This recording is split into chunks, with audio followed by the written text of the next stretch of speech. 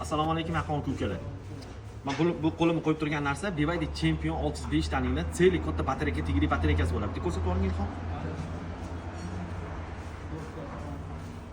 Celi batareyasi bo'ladi. Buni nimaga yechib olganmiz? Bunda bo'layotgan vaziyat batareykaning ichi disbalans bo'lib ketib qolgan. Disbalans degani mashina yurib ketayotgan paytida 30% qolganda, 20% qolganda mashina yo'lda o'zi bunda bo'layotgan holat 20% qolganda bitta o'chgan bo'ldi. Mashina zaryadga ham yetib bora olmagan.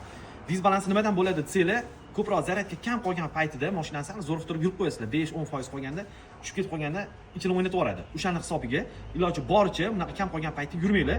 Katta ko'chada qo'yayotgan 380 anaqalarni ham, voltlarni ham sizlar o'shanda qarab qo'yinglar, 100 kilovatdan pastiga qo'yinglar.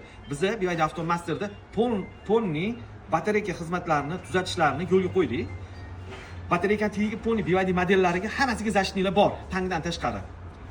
Kelasizlar, batareyka ta'mirlash, xudo xolasa BYD Avtomaster o'zida bitadi. Kelsanglar batareyka ichida qanaqa o'zgarish bo'lsa, kompyuterga solib, o'zingizga ko'rsatamiz. Mana bu ichiga o'ynab ketdi, mana bu ichiga o'ynab ketdi, ko'rsatamiz.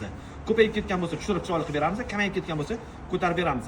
Keyin kim ko'chada batareykani boshqa servislarda qilayotgan bo'lsa, biz ulardan arzon qilib, chiroyli qilib, kelishtirib qilib beramiz. Sizlar rahim qilib. Sog' bo'linglar, BYD Avtomasterni saqlanib qilib, yaqinlarga jo'natib qo'yasizlar. Shular xizmatlar kerak bo'lsa.